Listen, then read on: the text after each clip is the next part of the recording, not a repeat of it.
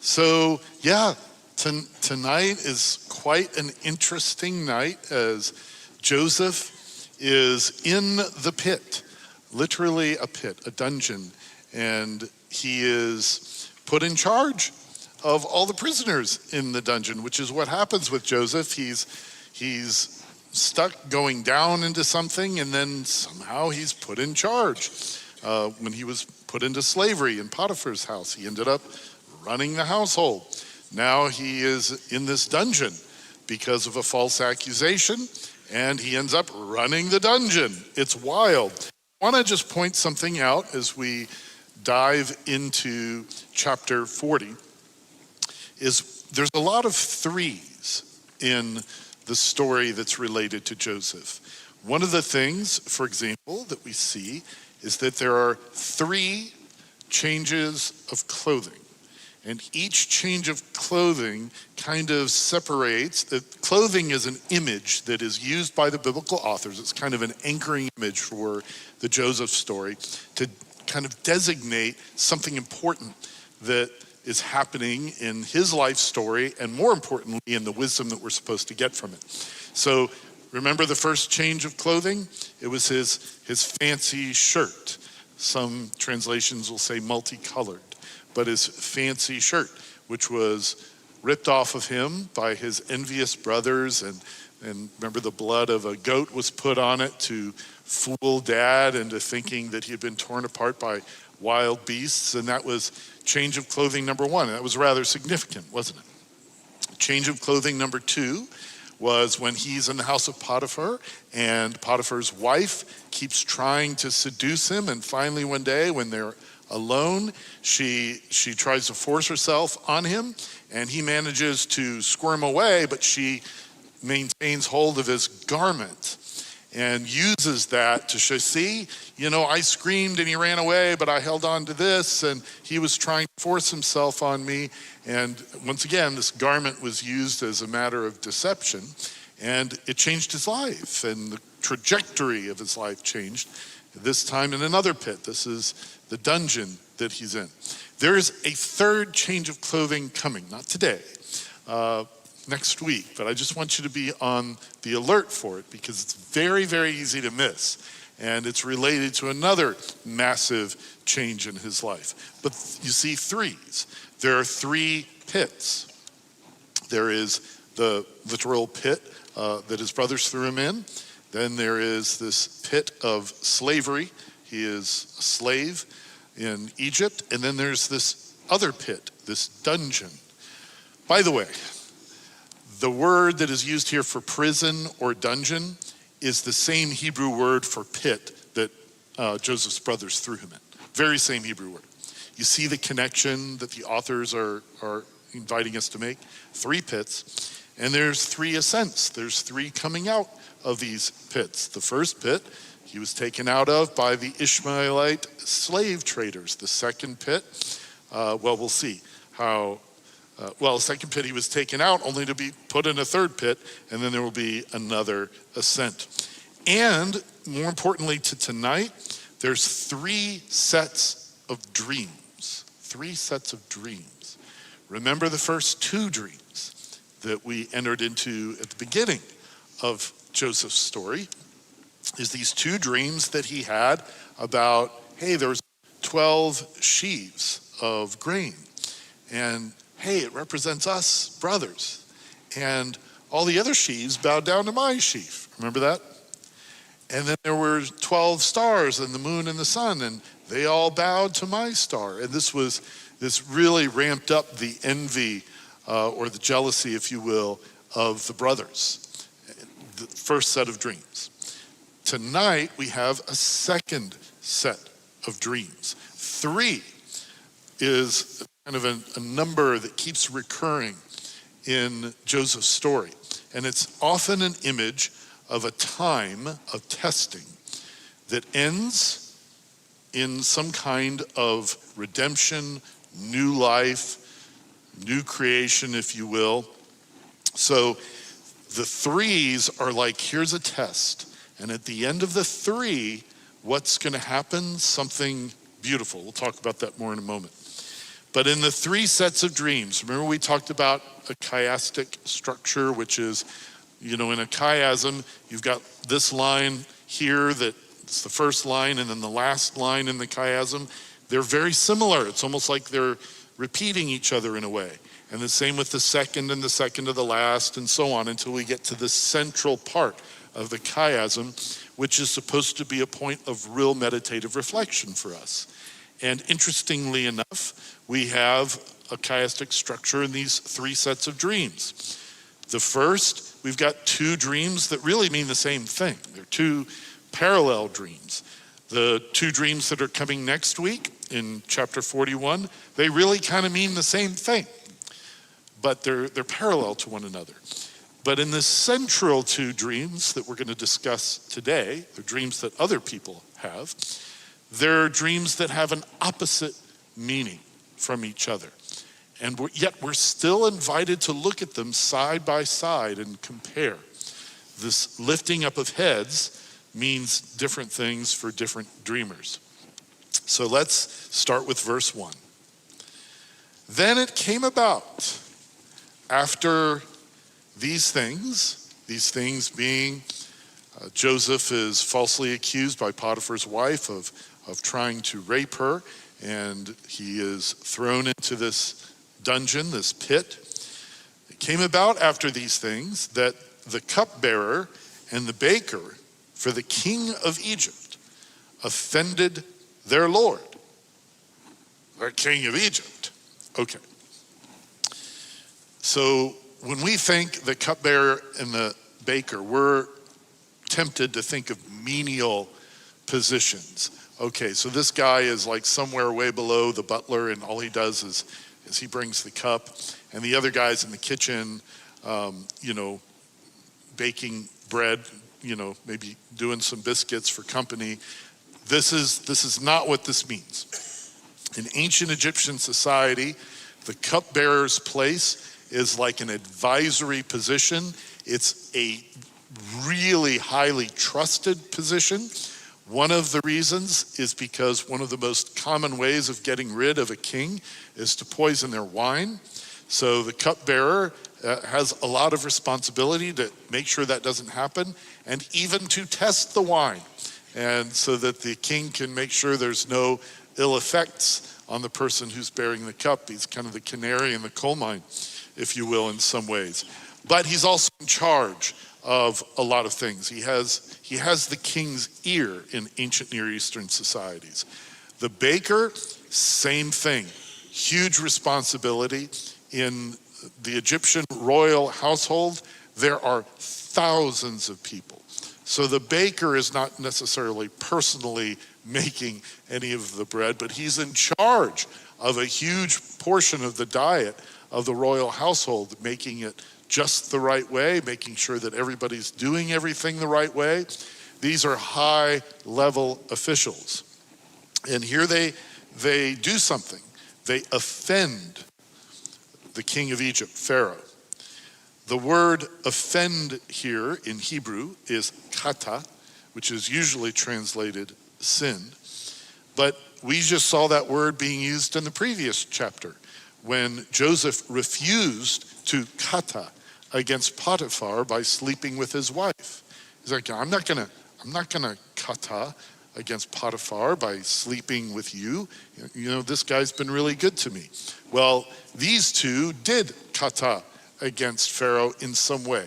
Wouldn't you like to know exactly what they did? It's not important to the storyline, so biblical authors, when there's a detail that is unimportant, they leave it out. And so we get to just wonder about what they did. But here they are. They're in this pit with Joseph, and Joseph is in charge of them. Okay, I just want you to think in terms of imagery here. We have the cupbearer who's in charge of the wine, and the baker in charge of the bread. We have the wine guy and the bread guy. Isn't that interesting? I wonder if that's just coincidental. Let's keep reading. Verse 2. And Pharaoh, he was furious with his two officials, the wine guy and the bread guy. So he put them in confinement in the house of the captain of the bodyguard. Do you remember who the captain of the bodyguard is? It's Potiphar. One of Potiphar's duties is to have a place to store the people that Pharaoh doesn't like and that he's trying to decide what to do with, which is where Joseph is, which is where Joseph is running things. So Potiphar's prison is, Joseph is in charge of it. Isn't that interesting? Okay. So the fury of Pharaoh is, there's a parallel idea here with the time we saw the fury of Potiphar in the last chapter. When Potiphar heard from his wife the accusation against Joseph, Potiphar was furious. The text is very ambiguous about who he's furious against. It doesn't say that he's furious with Joseph. That's our assumption. But if you compare that to the last fury that we had somebody because of something that was said by the wife, that was Abram, who was furious with Sarai because she was like, get rid of this other son of yours and the mother and just, we just need to get rid of them. And he was this kind of furious. So it's left kind of ambiguous as to whether Potiphar last week from chapter 39 was furious because he believed his wife or furious because maybe he didn't believe his wife, but he had to do something. Interesting. Well, now we have Pharaoh furious at these two offenders, the wine guy and the bread guy, and they both are in the pit with Joseph. Verse 4. And the captain of the bodyguard, who's that? Potiphar, put Joseph in charge of them. Okay, this is far more mind-blowing when you realize the high level that the wine guy and the bread guy had in the Egyptian empire. They are very close to Pharaoh.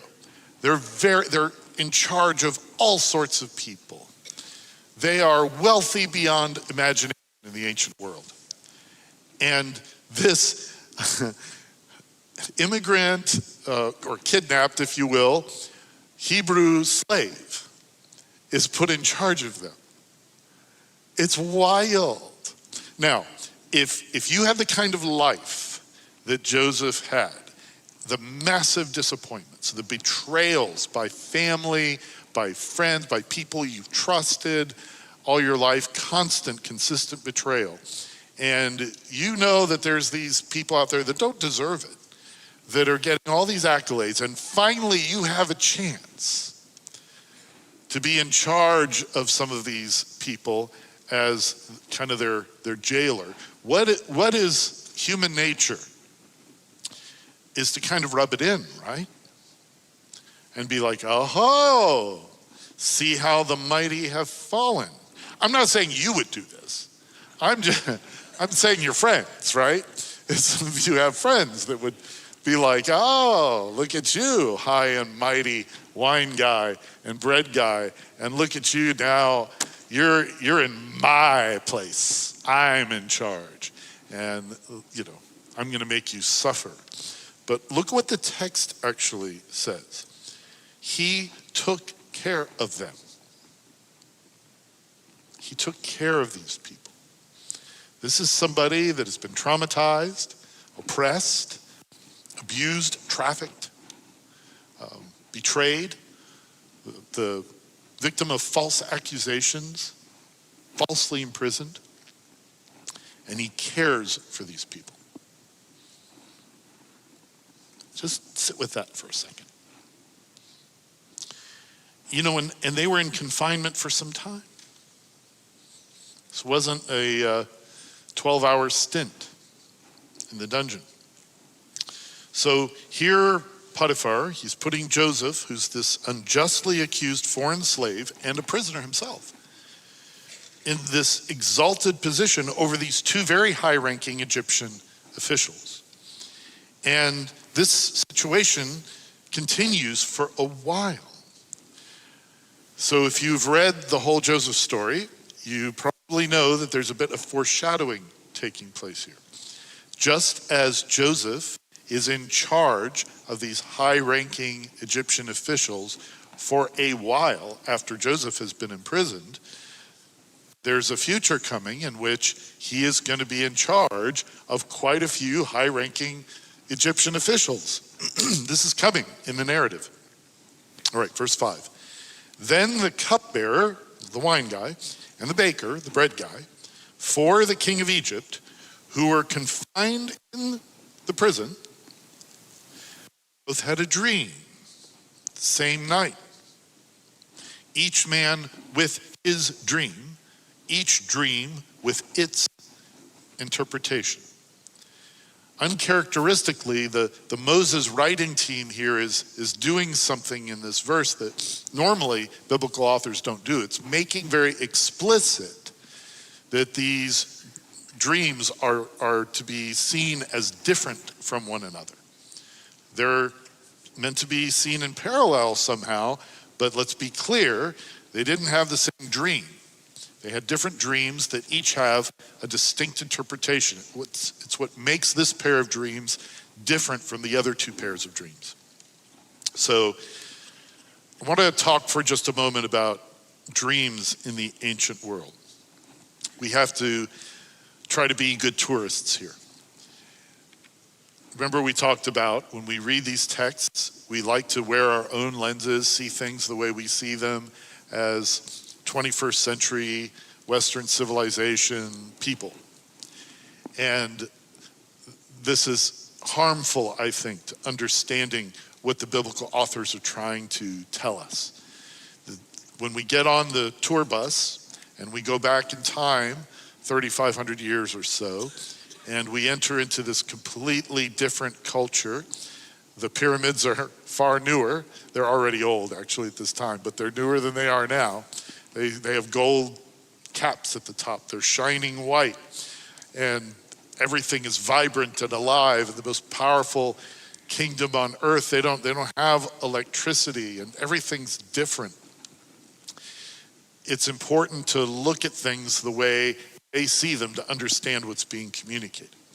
And one of the things that's being communicated here is the dream world is different than the way we think of dreams.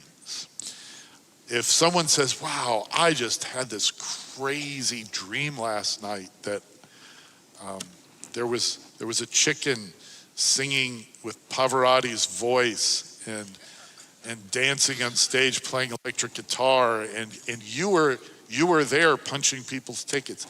You know, what would you think? Well, first of all, dreams are crazy, but you'd be like, what did you eat last night, right? This is what's going on? Are you on medicine?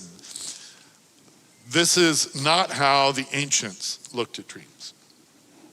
The ancients looked at dreams as potentially, not necessarily in every case, but as potentially a window into another realm of existence in which you might get insights from the spiritual realm.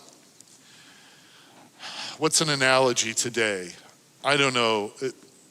Y'all know multiverse theory, or is that just way too much of a nerd thing?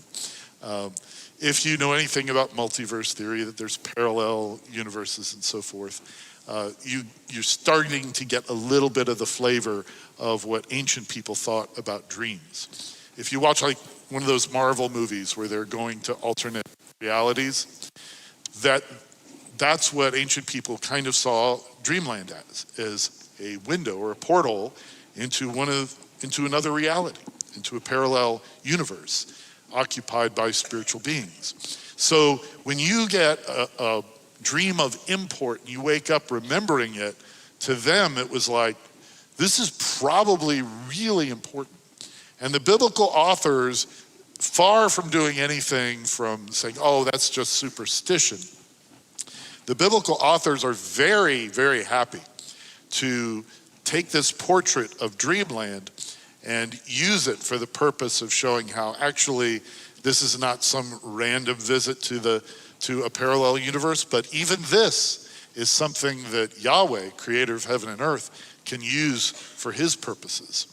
So, and that's what's happening here.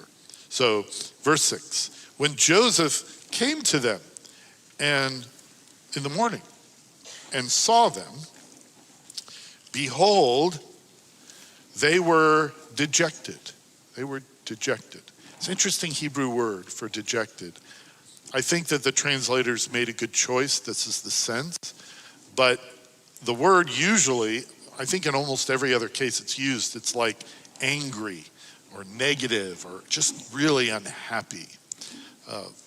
But you get the idea. It's like something was wrong. So he asked Pharaoh's officials who were with him in confinement in his master's house, why are your faces so ra today? Ra'im. Remember this word ra? It can be used for evil. It just means bad. It just means bad. It's the tree of knowing tov and ra, good and bad. So he's not looking at them saying your faces have committed a sin or your faces are evil. He's just saying they're bad. You know, there's something wrong with your faces. And they said to him, we have had a dream, and there is no one to interpret it. So what did Joseph say? Did he say, well, I'm famous for dream interpretation. I'm your dude. This is what he said to them. And it's a little bit different than how he presented his first two dreams. Remember, he said, do interpretations not belong to Elohim? Tell to me, please. So this is, why should the prison guard care about the faces of two of the prisoners? Why? I don't know. Maybe I don't know too many prison wardens. I don't. Maybe this is a false assumption, so I apologize if I'm wrong. But if the guy in charge of the prison today goes and sees a couple of dejected looking prisoners, I just find it unlikely that he's going to say, hey guys, what's wrong? Why are your faces so down? Because I think we're trained to say, well, if you're in prison, you deserve to be dejected. No wonder you should be dejected. You shouldn't be happy. But this is kind of this upside down world in which Joseph cares about the emotional state of these people that he should be hating. They're Gentiles. They're incredibly affluent and powerful and finally getting their own. And he's asking them what's wrong. Have you ever thought about that? So the reason that they're dejected is not because they've had a dream, but because there's nobody to interpret it. And in the ancient world, there was a whole sub-industry which was dedicated to the interpretation of dreams. It was like a career, okay? There was a whole process involved. It differed depending on where you were. Egypt would have been a little bit different than the Babylonian, Sumerian, and Assyrian and Akkadian realms and so forth in Mesopotamia. A little bit different from the Hittites, different from the Canaanite. But there was industries. And in Egypt, that industry was wealthy and was widespread. So if you're a person of wealth and influence and you have a dream, all you got to do is pay your preferred doctor of dreams, if you will, and they'll go through their procedure, what they need to go through to tell you what it means. They had all kinds of information at their disposal that went back hundreds and hundreds, perhaps more than 1,000 years. They had information on what dreams meant. But these guys have no access to that because, they're in the pit. That's why they're upset. So there are only two dream interpreters, mentioned in the entire Hebrew Bible. 2. And neither one of them is a product of that whole industry of dream interpretation. First one is Joseph. Who's the second one, you know? Yeah, it's Daniel. It's Daniel. And their interpretation is used on behalf of pagan officials in both cases. Joseph interprets the dreams of these pagan officials, and another one coming in the next chapter. Daniel interprets dreams of he's like Pharaoh on steroids, man. He's so bad. But he interprets his dream for him. Just interesting, isn't it? Verse 9. So the chief cupbearer, the wine guy, told his dream to Joseph, saying to him, in my dream, behold, a vine in front of me, and on the vine 3 branches. And as it was budding, blossoms came out. Its clusters produced ripe grapes. Now, Pharaoh's cup was in my hand. So I took the grapes and squeezed them into Pharaoh's cup and put the cup into Pharaoh's hand. Thus endeth the dream. Then Joseph said to him, well, this is the interpretation of it. He didn't say, okay, let me consult my books. Let me go through the various rituals. Let me go through the procedure that a dream interpreter would go through in ancient Egypt. He immediately comes back with the interpretation because he's not interpreting. It's Elohim, it's Yahweh, it's God who's interpreting the dream. This is the interpretation of it. The 3 branches are 3 days. 3 days. Within 3 more days, 3 is mentioned 3 times here. Isn't that interesting? Pharaoh will lift up your head and restore you to your office, and you will put Pharaoh's cup into his hand, as in your former practice when you were his wine guy. So all sorts of images are coming together in this incredibly interesting dream. So there is an image here of fruit that's related to wine, but it's also an image of the vineyard from which wine actually comes. It's an origin image. So the image is the source of fruit, the source of wine, not just the fruit itself. Just threefold vine is relating to, this is not just about the product, it's about the source. It's about the source. And this is an image of the vine as source. This is actually the first time in the Bible so far that the word vine in Hebrew is used. And in the principle of first mention, the first time that something appears in the Bible is actually rather important. Rather important. So life and growth are happening with this budding and the blossoms and the clusters. I think this is the first time in the Hebrew Bible that word budding is used as well. And it's a word that can be negative because it can be like the budding of sores on a leprous person, but in a positive sense. Like remember Aaron's rod in future Exodus? Actually, might have been in the Exodus story and in the wilderness, in that time when there was a rebellion and Aaron's rod budded, same word is used here. And he took and squeezed. So the life of the grapes is squeezed out into the cup that the king is supposed to get. The imagery to an ancient reader is, man, this seems a lot like sacrifice, doesn't it? it's almost because, grape juice and wine and so forth is red, similar to blood. It's actually oftentimes metaphorically used as an image of blood. And it's being squeezed out somehow. So this is bringing to mind ideas of sacrifice.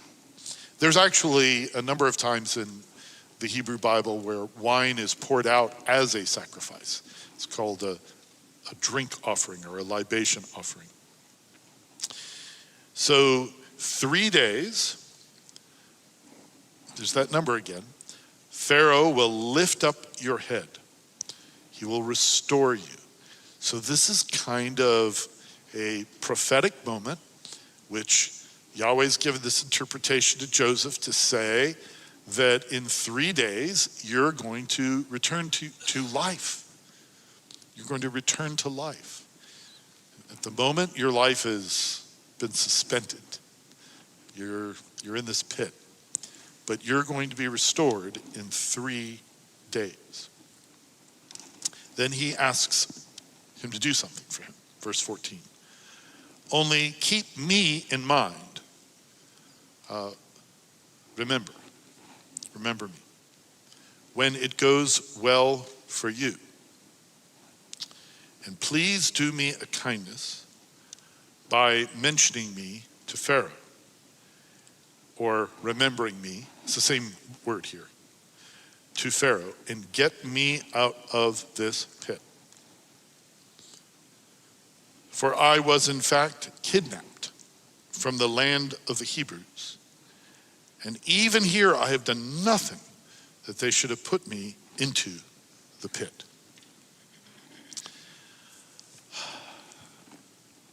This verse here, verse 14 especially, is a hyperlink to other times that this word for remember has been used in Scripture. I assure you.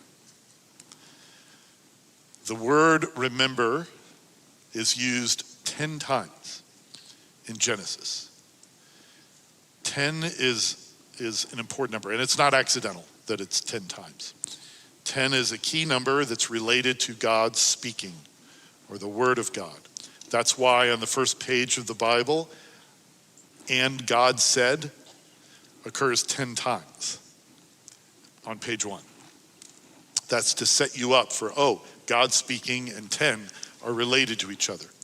Well, this word, remember, is 10 times used in Genesis. And the first 5 times it's used in relation to God remembering or keeping in mind. The first big time was when God, at the very center of the Noah story, God, this word, remembered, not that he forgot, but remembered in terms of turned his attention to or kept in mind Noah. And it was the salvation moment. It actually teaches us that the whole flood was not about destruction. It was about rescuing humanity. That's the spin that the biblical authors give on the flood. This wasn't to destroy everything. It was to save the human race. So every other time that God used it, it was in covenantal circumstances with Abram, and he also used it with Rachel. God remembered Rachel so that she could have Israel and Esau.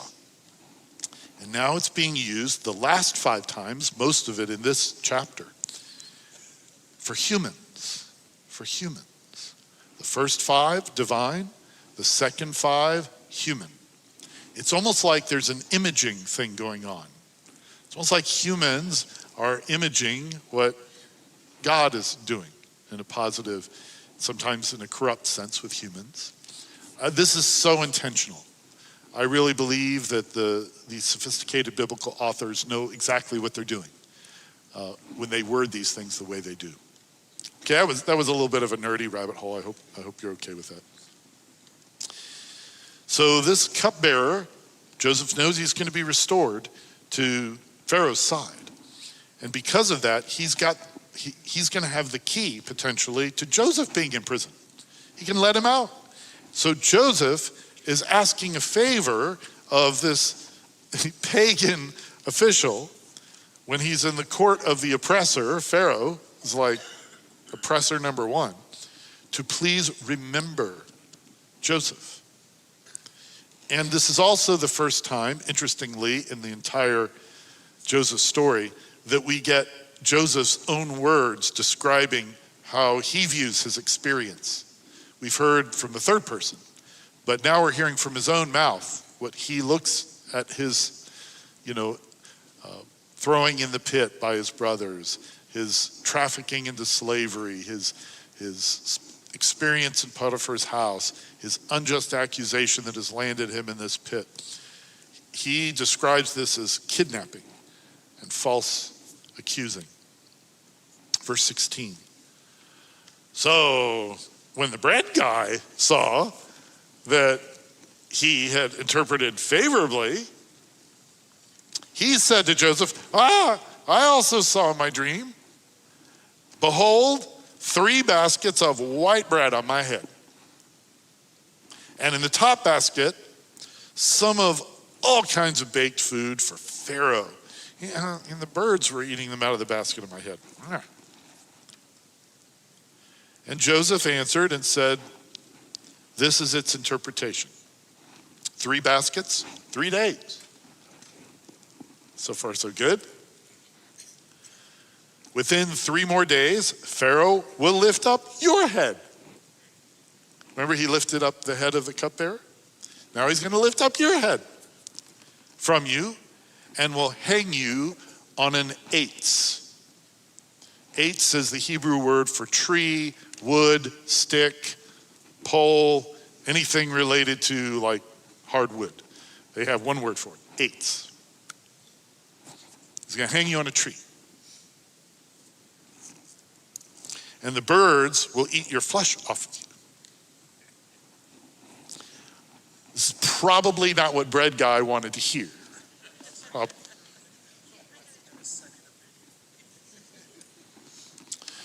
Notice that wine guy, the focus was on the source, the branches, the vineyard, so to speak, the place where the wine comes from.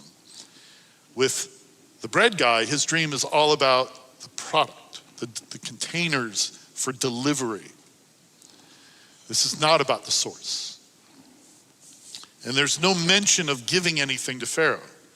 The wine guy, it's like he's putting the cup into Pharaoh's hand. Nope. The bread is always in the bread guy's possession and it's exposed to birds. He's hoarding. He's hoarding the bread. Birds are sometimes in the ancient world and in the Bible used as images. Not that birds are spiritual beings, but that they're used sometimes as images of spiritual beings. Jesus, in one of his parables, used birds in this way. And when he says, lift up your head from you, it's so cool because lift up your head has 2 possible meanings in the euphemisms of the ancient world, especially in Hebrew. One of them is to be lifted up, to be promoted, to be restored, to be honored, right? I'm gonna you should lift up your head. That means, chin up is probably our idea. And then there's also another euphemism of lift up your head like being lifted off of you. And it doesn't necessarily mean that literally the bread man is beheaded, but it's a euphemism for execution, going to be killed. And he says, in your body will hang on an eitz, and the birds will dine on the corpse. So we have the squeezing of wine for giving life, the giving of bread requiring death on a tree. And it's in both cases the new life because of the wine that flows and the death on a tree because of the broken bread, right? That the demons will be all surrounding and trying to eat off of. Both of these things happen on the 3rd day. Lest you think that I'm making that comparison to Jesus, making too much of it and stretching things. I probably would have thought that this was too much of a stretch when I was in Bible college and my early career and so forth. However, I am convinced that Jesus and the New Testament authors saw stories like this and went, well, of course, this is what Yahweh was trying to get across all along. That one of the reasons that I think this is there are two places in the New Testament. There's Luke chapter 24, and I think it's verse 46 or verse 47, where Jesus, he does this he does two Bible studies in Luke 24. One is to these two random guys that are disciples on the road to Emmaus, and the other Bible study he does is to his gathered disciples. This is both post-resurrection. Jesus has risen from the dead. They're like, what is going on? He's like, come on, let me open your minds to the scriptures. And what does he mean by the scriptures? He does not mean the New Testament, because the New Testament doesn't exist yet. He's talking about this. He's talking about the Hebrew Bible. And he says, you know the scriptures, what it says is that Son of Man must be killed and buried and rise again on the third day. It says that. That's what it says. The problem with the way we like to interpret scripture is, we have to say, well, that means there's a quote in the Old Testament somewhere, or in more than one place where it says, on the third day, the Messiah, the coming Messiah, will rise again. Go search for that. Look for it. Not there. There is no statement like that. You can even expand your search to non-biblical ancient religious works. Not there. Not anywhere. So either Jesus was wrong and Luke was wrong in recording what Jesus said. And Paul also says this in 1 Corinthians 15. I think it's verse 3. But it's one of the early verses in 1 Corinthians 15. He says the same thing. Well, Jesus would rise on the third day, as it says in the scriptures. Was Paul wrong too? I mean, here's two people that know the Bible better than like any human being has ever known the Bible. And they both say it's in there. So I think, I'm convinced that this means is that our way of interpreting the Bible is flawed. And that Jesus' way of interpreting the Bible and Paul's way of interpreting the Bible is not flawed. In other words, the Bible's way of interpreting the Bible is correct, in my opinion. I am convinced that Jesus would look at numerous passages like this, third day motif passages, and knew, well, this is referring to resurrection and third day. This is the meaning of these stories. Paul would be like, well, yeah, of course. Of course it means that. After he'd come to know the Messiah, this is exactly what it's talking about. And there are tons of third day stories. When Abraham brought Isaac up to the mountain and to sacrifice the son, the promised son, but instead he was replaced by a ram from God. What day was it that the biblical authors say it was when he got to the mountain? It was the third day. I mean, this is all over the place. So what Jesus and Paul and the New Testament authors saw when they looked at this, and I believe what Jesus taught them in Luke chapter 24, is that this is the kind of thing you should be looking for. Little one-liners that we pull out of scripture, to put on a t-shirt, or even passages in context are great. They're great. They're great. But looking for patterns and repeated meditation and reading the things over and over again and seeing how they relate to each other, that's actually how you learn the scriptures. It's a different way of looking at things. And I believe it's a more fruitful way. So what happens on the third day? Verse 20. So it came about on the third day, Pharaoh's birthday.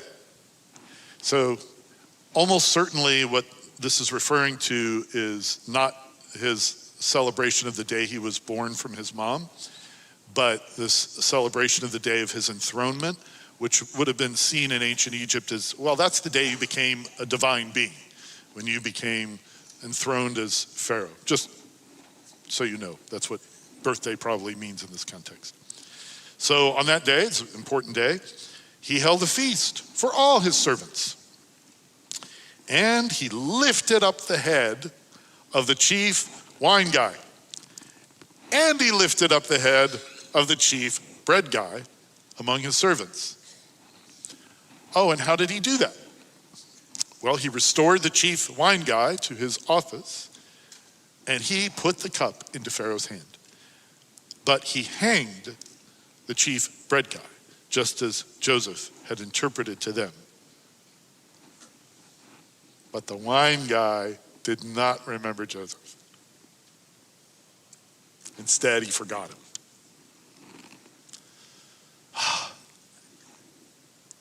Okay. On the third day, there's two things that happen. There's new life, and there's also death. The feast that's thrown by the king is related to the wine man and to the bread man. And the third day, we're asked to reckon with the fact of death on a tree and restoration in new life at a time of enthronement and celebration of new birth. It's all there, y'all. Once you see it, you cannot unsee it. The wine guy's role in bringing, finally, some justice to Joseph is delayed. It's delayed. Just a reminder, just like the last time. Remember when Joseph was put to the test and he did everything right? The Potiphar's wife wanted to seduce him repeatedly, and he did what was right. And it seems like he got punished for it, doesn't it? Here, once again, he does everything right. He doesn't take credit for the interpretation. He's truthful. Everything that he said came to pass. But still, he remains in the pit. He's still suffering. Okay, next week we'll see some resolution to that. But I did want to point out, because we're all nerds here, we love the Bible, that this chapter 40, is a very brilliant chiasm. And I've got it kind of color-coded this time. I'm not going to do that every time, so that you can see the relationship of these sections of the chiasm. In verses 1 through 4, we have Pharaoh sending the wine man and the bread man into the same pit as Joseph. Then skip all the way down to the next yellow portion, A prime, where at the end of the chapter, Pharaoh lifts up the heads of the wine man and the bread man, but Joseph has to wait for the full promise of the kingdom. You see how they're related? The second section, B, they each dreamed a dream. And in B prime, they each experienced the fulfillment of the dreams. Those two sections relate to each other. And then in C, the wine man's dream and its interpretation, lifting to new life. The bread man's dream and its interpretation, lifting to death on a tree. And right in the middle, you've got Joseph saying, remember me. It's the center of the chiasm, God's remembrance, which is the same center of that very much more elaborate chiasm that's the flood story. The very center of that is God remembered Noah. And of course, we've learned from that this was a rescue plan. This is a clue planted by the biblical authors that Joseph's story is also a rescue plan. Just like Noah was part of the rescue plan, Joseph is part of a rescue plan. All right, one of my favorite scholars on Genesis, Exodus, Leviticus, Numbers, and Deuteronomy, which the Jews call the Torah. I like to call the Torah, but some scholars refer to it as the Pentateuch. That comes from Greek. Pente is the Greek word for 5, and there are 5 books. So when he says Pentateuch, that's what he means. John Sailhamer, he's like one of the top 10, 12 scholars on this stuff. Sometimes I can't decide who's my favorite. Sometimes it's Carmen Imes, sometimes it's John Walton or Robert Alter, but John Sailhammer, he's one of those amazing guys. He writes about this. Who can, on the face of it, discern the meanings of the two dreams?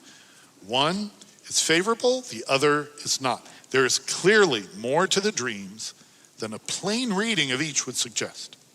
The picture of Joseph that emerges is precisely that which Pharaoh later expresses. Joseph is the one in whom is the Spirit of God. We'll read that next week. He knows the interpretations of dreams, which in his own words belong to God. This sets Joseph apart from those who have preceded him in this book, meaning Genesis. He is discerning and wise, and things turned out exactly as he interpreted them. Whereas Abraham was a prophet, Joseph is a wise man. Whereas Abraham saw the course of future events in a vision, Joseph discerns the course of the future in the mysterious dreams of others.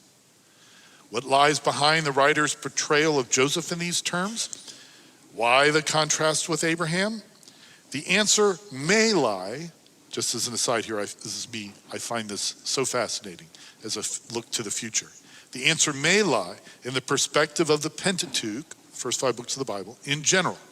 As the last chapters of Deuteronomy show, the Pentateuch addresses itself to an audience that has seen the passing of Moses, the great prophet, and yet has not seen the fulfillment of his great prophecies. Much lies ahead yet to be fulfilled. It is to this audience that the leadership of Joshua is presented, not as a prophet, but as one, quote, filled with the spirit of wisdom, a wise man like Joseph. So the biblical authors, the Moses team here, may be drawing parallels between Abraham and Joseph in a way that is similar to Moses and Joshua. Isn't that cool? This foreshadowing is just so awesome. So I would love to get, if you have any thoughts or just how this has hit you or any questions. What do y'all think? Is that okay? One of my thoughts was about the cupbearer. It said he forgot, and that's a good word, that the Hebrew, but he also wouldn't have necessarily had the opportunity to talk to Pharaoh about Joseph and his dreams.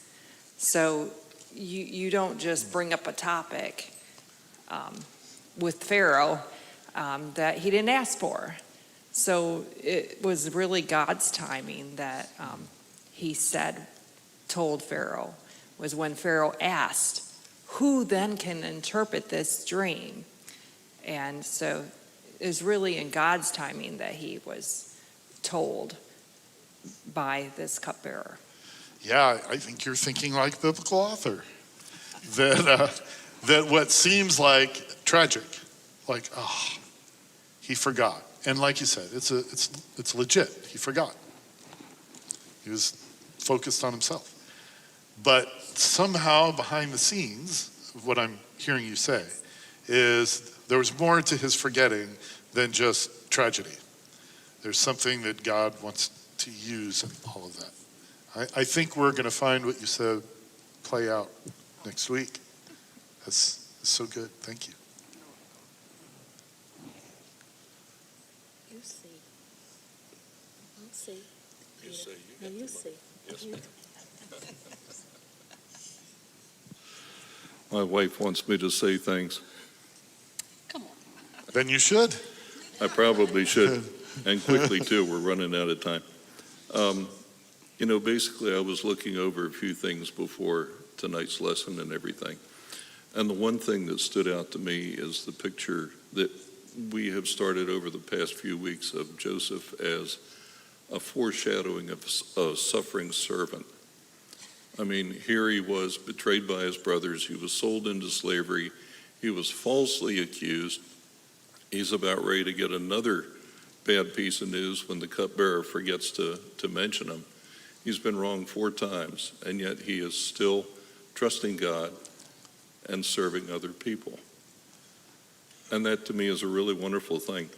It really is. And I'll tell you, the suffering servant portrait doesn't end with Genesis. It doesn't. It doesn't then take a big gap to the New Testament.